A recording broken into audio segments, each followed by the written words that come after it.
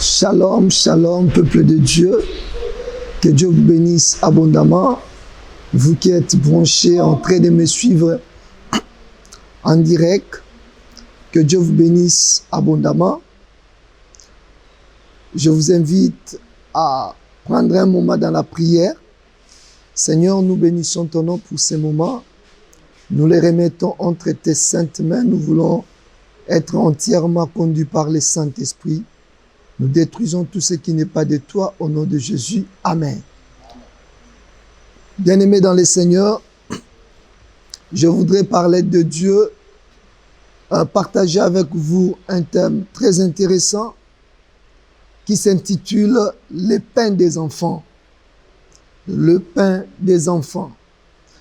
Je vous invite à lire la parole de Dieu dans le livre de Matthieu, chapitre 15e, verset 21 jusqu'au verset 28. Nous lisons la parole de Dieu. La Bible nous dit ceci.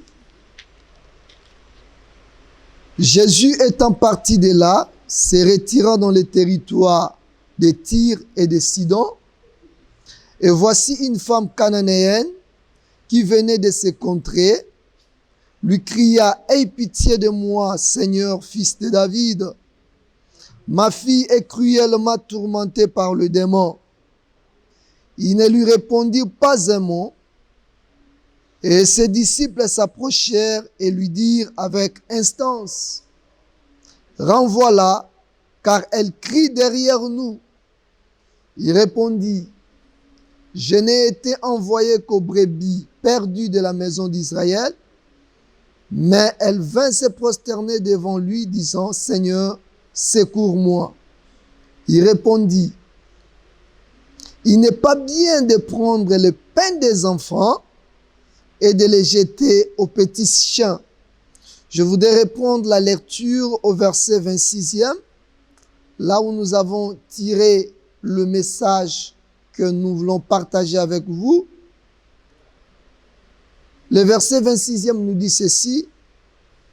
Il répondit, « Il n'est pas bien de prendre le pain des enfants et de les jeter aux petits chiens. » « Oui, Seigneur, dit-elle, mais les petits chiens mangent les miettes qui tombent de la table de leur maître. » Alors Jésus lui dit, « Femme, ta foi est grande, qu'il te soit fait comme tu veux. » Et à l'heure même, sa fille fut guérie.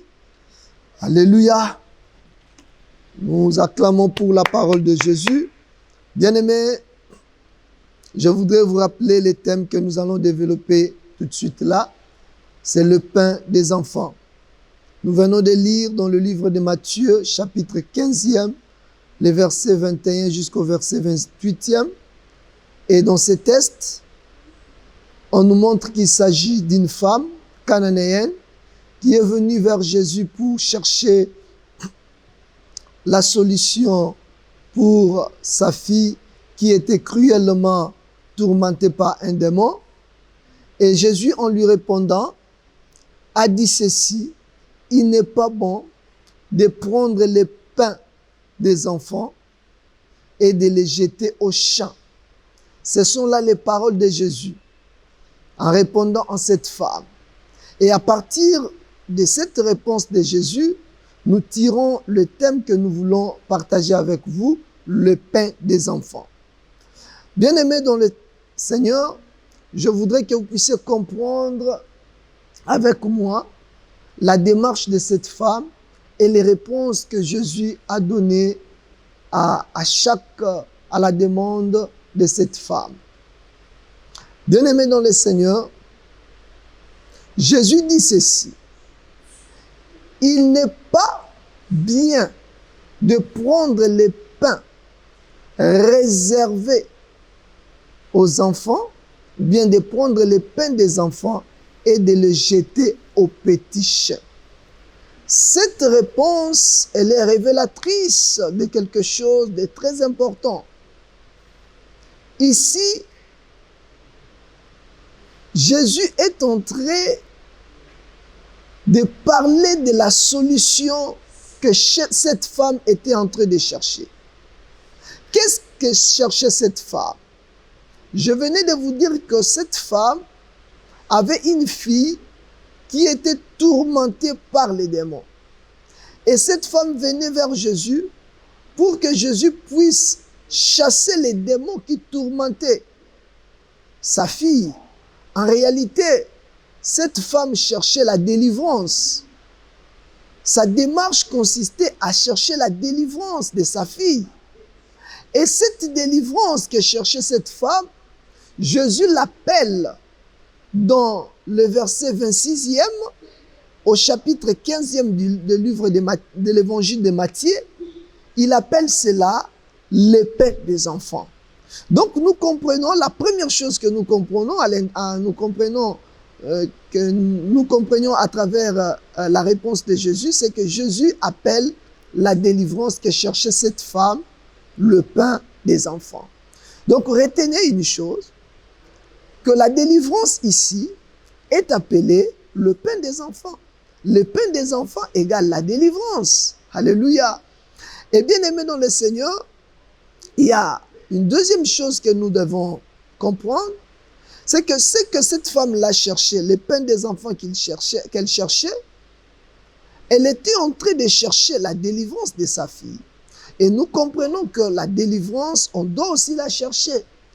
Et deux choses très importantes que nous pouvons retenir dans notre introduction, c'est que la délivrance est le pain des enfants. Et la deuxième chose, on doit chercher la délivrance comme cette femme était en train de chercher la délivrance. Je voudrais vous dire, quand on parle déjà des pains des enfants, quand on parle des enfants, c'est qu'il y a un père. On ne peut pas parler des enfants s'il n'y a pas un père. Alors, il y a trois manières qu'un père peut donner quelque chose à ses enfants. Et notre père ici, c'est Dieu. La première manière que Dieu nous donne quelque chose, c'est par sa souveraineté. Il y a des choses que Dieu nous les donne par sa souveraineté. Et la deuxième des choses, la deuxième manière que Dieu nous donne les choses, il nous donne les choses lorsque nous les lui demandons. Lorsque nous les lui demandons, il nous les donne. Alléluia. C'est pourquoi la Bible nous dit dans le livre de dans Matthieu 7,7, demandez, il vous sera donné. Donc il y a des choses qu'un père peut donner à ses enfants, bien à son fils, bien à son enfant, lorsque l'enfant le lui demande. La troisième manière de donner quelque chose à un fils, bien à un enfant, lorsque l'enfant demande avec instance, avec insistance. Nous sommes à la maison, vous êtes des parents, quand un fils se présente vers vous, il vous demande quelque chose, il y a des moments où le parent peut refuser à donner quelque chose à son fils, à son enfant. Mais lorsque l'enfant insiste, l'insistance de l'enfant peut faire en sorte que le parent libère la chose. Il libère non pas parce que l'enfant a demandé, mais il a demandé avec instance, Donc, il y a trois manières. Et nous voyons les deux dernières manières nous montrent que la délivrance, on doit demander à Dieu, on doit la chercher. Donc, nous devons chercher la délivrance.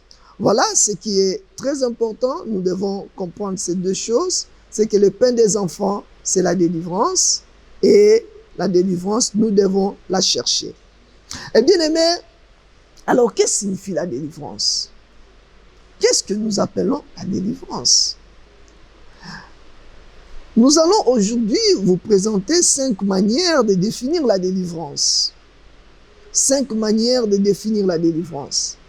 La délivrance, c'est l'action de délivrer ou de rendre libre ou d'affranchir. Et là, nous voyons l'idée de quelqu'un qui est lié, et lorsqu'il est délié, de quelqu'un qui est privé de sa liberté, et lorsqu'il est libéré, nous parlons de la délivrance. Ça, c'est une manière de définir la délivrance. La deuxième manière de définir la délivrance, c'est que la délivrance, c'est aussi sortir sous l'autorité satanique ou sous l'autorité du Pharaon. La Bible nous dit dans Colossiens chapitre 1, verset 12 à 13, que gloire soit rendue à Dieu, qui nous a délivrés de la puissance des ténèbres et qui nous a transportés dans le royaume d'amour de son Fils. Ça veut dire que le fait de sortir sous l'autorité satanique, c'est une forme de délivrance. Voyez les enfants d'Israël en habitant en Égypte, ils étaient sous l'autorité du Pharaon. Ils étaient sous l'autorité du Pharaon. Et étant sous l'autorité du Pharaon, bien-aimés dans le Seigneur, le jour où Dieu a décidé de les faire sortir du pays d'Égypte, c'était aussi une forme de quoi? De délivrance pour eux. La troisième manière de définir la délivrance, c'est que nous prenons la délivrance, c'est aussi sortir des moments difficiles ou des moments terrifiants. Lorsque vous traversez des moments difficiles, des moments terrifiants et que Dieu vient à votre secours et que vous sortez de cette situation, de ces moments difficiles, c'est aussi ce que nous appelons la délivrance. La délivrance, c'est aussi neutraliser l'oppression satanique. On voit les enfants d'Israël sortir de l'Égypte, mais il y a Pharaon qui le poursuit. C'était une forme d'oppression satanique. Mais Dieu a pu délivrer les enfants d'Israël, à neutraliser Pharaon et son armée. Et c'était une forme de délivrance pour les enfants d'Israël. La délivrance est simplement aussi la solution que Dieu donne à un problème. La solution que Dieu donne à un problème, c'est aussi la délivrance. Donc voilà, nous présentons 5 manières de définir la délivrance pour nous permettre de bien comprendre le message. Mais je voudrais dire à une personne que la délivrance, selon ce que nous venons de lire, la Bible dit ceci, qu'il n'est pas bien de prendre les pains des enfants et de les jeter aux chiens. Alléluia. Les pains des enfants et de les jeter aux chiens. C'est que pour Jésus, la délivrance, parce qu'il assimile la démarche, c'est que c'est chercher cette femme-là au pain des enfants. Et la délivrance, c'est d'abord une recette pour les enfants. C'est d'abord une recette pour les enfants. Et il y a des dimensions que nous devons comprendre à travers ces tests. Il y a des dimensions prophétiques. Et quand Jésus parlait des enfants ici, de quels enfants il parlait? De quels enfants Jésus parlait? Si nous lisons au verset 24e, quand Jésus a répondu pour la première fois à cette femme, il a dit ici, il a dit ceci: je n'ai été envoyé qu'aux brebis perdues de la maison d'Israël. C'est ça la réponse de Jésus. Je n'ai été envoyé qu'aux brebis perdues d'Israël. Dans ces textes, dans ces versets, Jésus est en train de parler de sa personne et de sa mission. Alléluia. De sa personne et de sa mission. Et sa mission concerne que les enfants d'Israël. Et lui, même la personne de Jésus, a été initialement envoyée pour les enfants d'Israël. Écoutez, bien-aimés dans le Seigneur, quand Jésus parlait des enfants ici, il parlait des enfants d'Israël. Et dans ces textes, nous voyons que Jésus parle des enfants d'Israël, des enfants, c'est-à-dire les enfants d'Israël. Ça veut dire que pour Jésus, la délivrance que cherchait cette femme revenait d'abord aux enfants d'Israël. Et puis les petits chiens représentaient cette femme-là et sa fille, qui représentaient les petits chiens. Alléluia. Et voilà comment les tableaux que nous présentent les réponses de Jésus. Donc les enfants ici, c'était les enfants d'Israël. Et puis, les petits chiens représentaient cette femme-là et sa fille, c'est-à-dire les nations. Donc nous voyons là, on présente Israël comme les enfants de Dieu. On présente cette femme-là comme étant les nations, comme étant des petits chiens. Mais bien aimés dans le Seigneur, nous savons que Jésus-Christ était venu chez les siens. Et la Bible dit les siens ne l'ont pas reçu. La Bible nous le dit dans Jean chapitre 1, versets 11 à 12, la Bible nous dit, Jésus-Christ était venu, il était venu chez les siens, et les siens ne l'ont pas reçu, mais à tous ceux qui l'ont reçu, à tous ceux qui croient en son nom, il leur a donné le pouvoir de devenir enfants de Dieu. Voilà. Et nous comprenons que les enfants de Dieu ne sont pas seulement les enfants d'Israël. Les enfants de Dieu sont ceux-là qui ont reçu Jésus comme étant Seigneur et Sauveur. Parce que les pains dont nous parlons ici, le pain peut avoir 2 significations, 3 significations. Le pain, c'est aussi Jésus-Christ de Nazareth parce qu'il est le pain qui est descendu du ciel. Et le pain-là a été préalablement d'abord donné pour Israël. Et Israël ayant rejeté ce pain, et ce pain a été accordé à tout le monde. C'est pourquoi la Bible dit, il était venu chez les siens, et les siens, c'est-à-dire Israël, ne l'ont pas reçu. Maintenant, puisque les siens ne l'ont pas reçu, donc ce pain-là, qui est le pain du ciel, qui est Jésus, est donné maintenant à tout le monde. Et à tous ceux qui l'ont reçu, il leur a donné le pouvoir de devenir enfants de Dieu. Donc nous comprenons que les enfants de Dieu actuellement, ce sont des gens qui ont reçu Jésus comme Seigneur et Sauveur. Ce sont des gens qui ont accepté Jésus comme Seigneur et Sauveur. Je voudrais dire à une personne que un enfant de Dieu aujourd'hui, c'est celui qui a cru en Jésus comme Seigneur et Sauveur. Alors, de ces faits, nous comprenons que les petits chiens qui étaient les nations peuvent devenir les enfants de Dieu lorsqu'ils acceptent Jésus. Alléluia. Les nations peuvent aujourd'hui devenir des enfants de Dieu, peuvent changer leur statut en acceptant Jésus comme Seigneur et Sauveur. Ils ont la possibilité, elles ont la possibilité plutôt de devenir enfants de Dieu en recevant le pain du ciel. Parce que Jésus-Christ dira dans Jean chapitre 6, si vous lisez dans le verset 42 jusqu'au verset 51, Jésus dira ceci, il est le pain qui est descendu du ciel. Et que si nous acceptons de consommer, de manger ce pain, nous aurons la vie éternelle. Donc Jésus-Christ est le pain, le véritable pain qui est descendu du ciel. Alléluia. Alors, quand on parle dans ces tests, nous avons dit que Jésus-Christ présentait le pain des enfants comme étant la délivrance. Or, cette femme-là, ce qu'elle cherchait, c'était la délivrance, que Jésus appelle le pain des enfants. Donc, nous comprenons que le pain des enfants, le pain, la délivrance que cherchait cette femme, c'est le pain des enfants. La recette réservée aux enfants de Dieu. Je voudrais parler à une personne qui est en train de me suivre. Aujourd'hui, la délivrance est un droit pour les enfants de Dieu. Or, les enfants de Dieu, ce n'est pas seulement Israël. Les enfants de Dieu, c'est aussi moi et toi qui ont reçu Jésus comme Seigneur et Sauveur.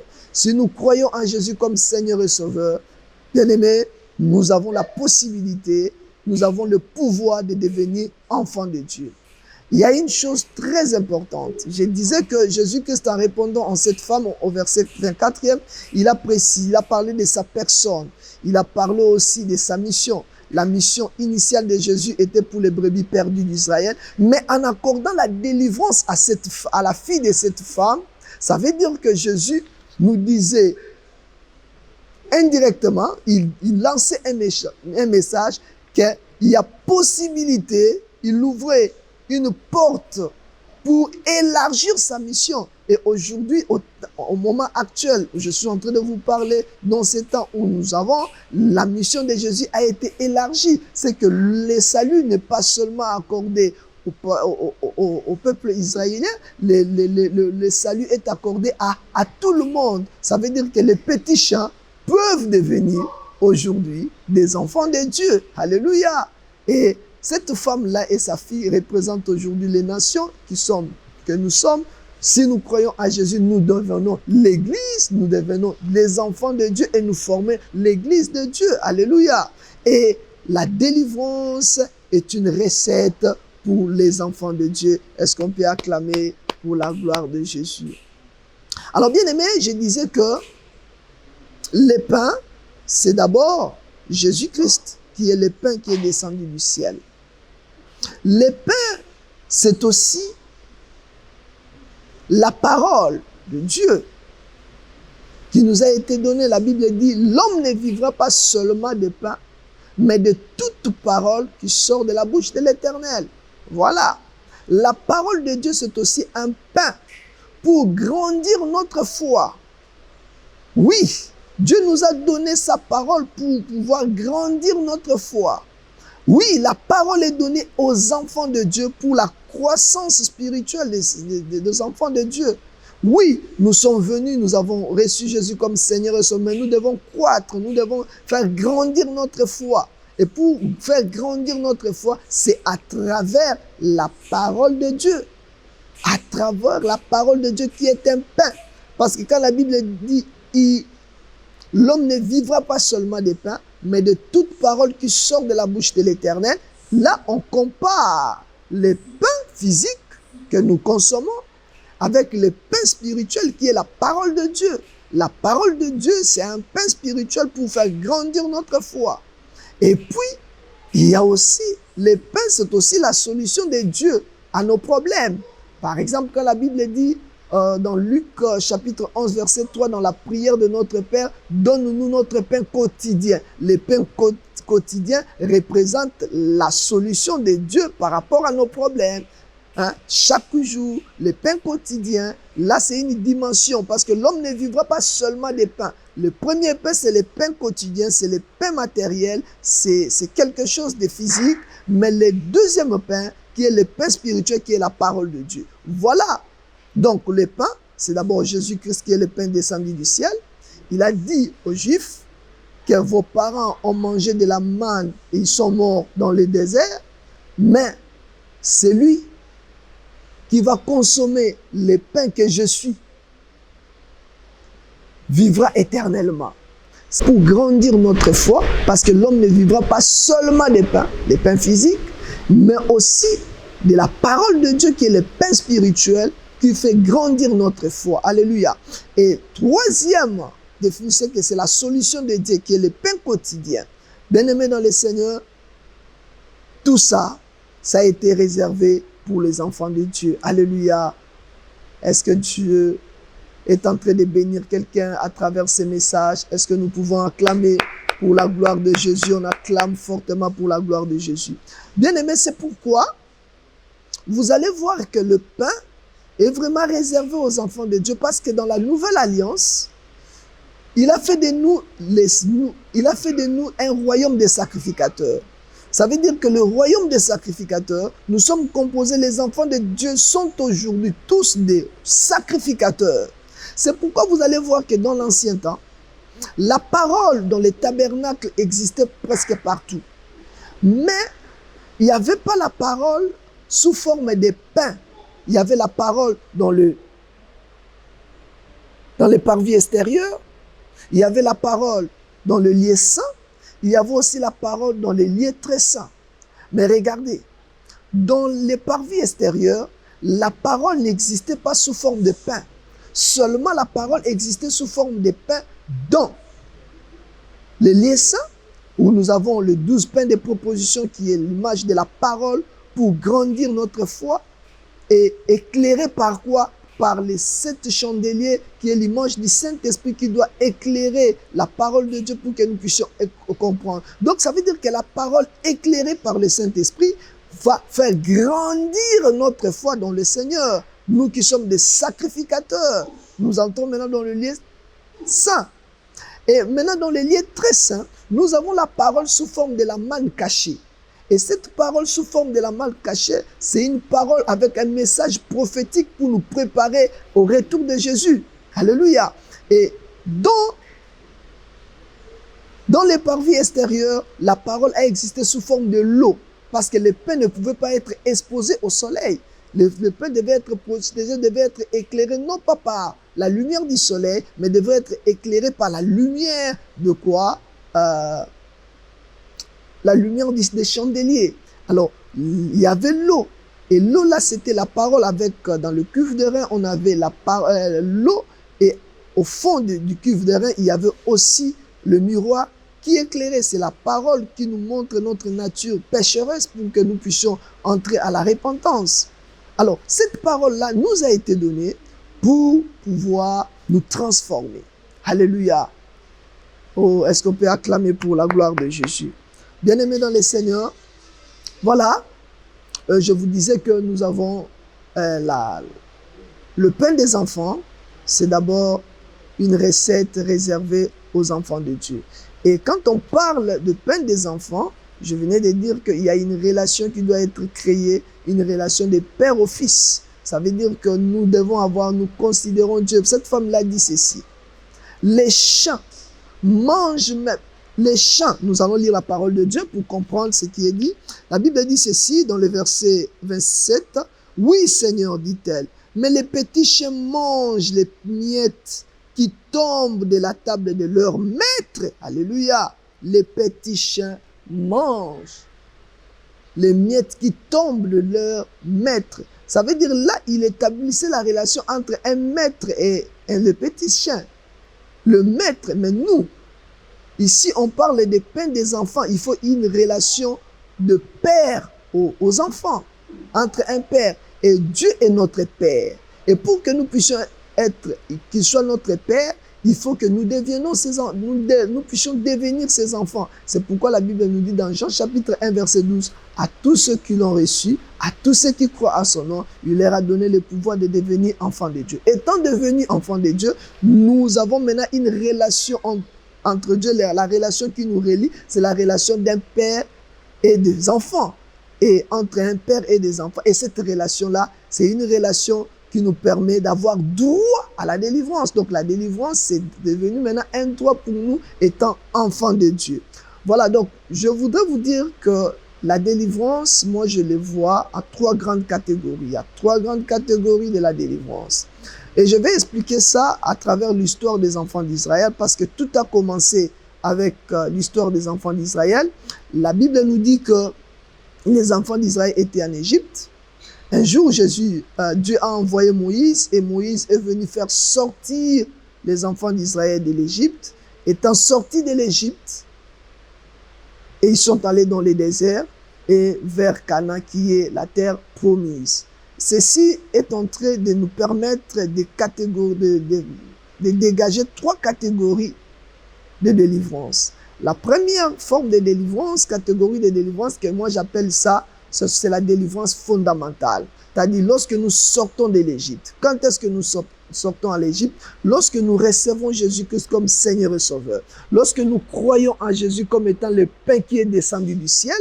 Et lorsque nous consommons Jésus. Lorsque nous acceptons Jésus comme Seigneur et Sauveur, c'est comme si nous sommes en train de consommer sa chair. Et lorsque nous consommons Jésus, en ce moment-là, nous devenons enfants de Dieu, tel que la Bible nous dit dans Jean chapitre 1er verset 12, à tous ceux qui l'ont reçu, il leur a donné le pouvoir de devenir enfants de Dieu. Nous devenons enfants de Dieu.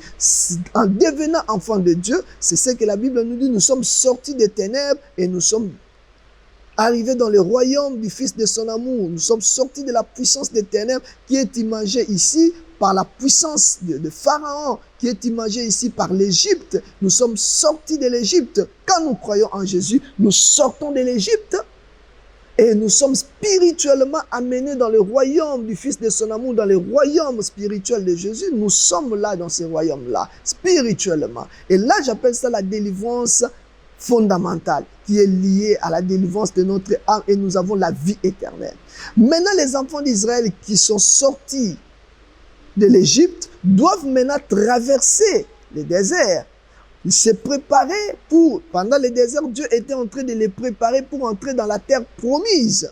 Et là, nous avons une autre forme de délivrance que nous appelons la délivrance ponctuelle et progressive. Et cette délivrance ponctuelle et progressive, c'est cette délivrance-là où il y a beaucoup de choses à dire. Et la troisième, et cette délivrance, nous avons beaucoup de choses. Il y a la délivrance des liens, il y a la délivrance de beaucoup de choses se trouvent dans la délivrance progressive et ponctuelle. Et la troisième délivrance, c'est la délivrance que j'appelle la délivrance intégrale, qui va intervenir lorsque nous allons entrer au ciel, qui va intervenir lorsque nous serons enlevés. Donc nous avons trois formes de délivrance. Nous avons la délivrance fondamentale, nous avons la délivrance ponctuelle et progressive. Nous avons la délivrance que j'appelle intégrale, qui va intervenir que lors de l'enlèvement de l'Église, c'est-à-dire l'entrée des enfants d'Israël dans la terre promise. Et voilà, que Dieu vous bénisse abondamment. Nous avons notre première partie, nous venons de terminer notre première partie sur le pain des enfants. Que Dieu vous bénisse abondamment. Nous allons nous revoir prochainement avec un nouveau numéro. Que Dieu vous bénisse. Fermez vos yeux, on va prier pour vous. Seigneur, que la grâce divine soit sur tout un chacun, que la grâce divine soit sur toutes les personnes qui sont en train de suivre ces messages et que la délivrance soit leur partage. Et ceux qui vont ouvrir leur cœur pour recevoir Jésus, que la grâce de Dieu soit sur eux et que la délivrance leur soit accordée sur tous les plans au nom de Jésus. Amen. Que Dieu vous bénisse abondamment. Merci beaucoup.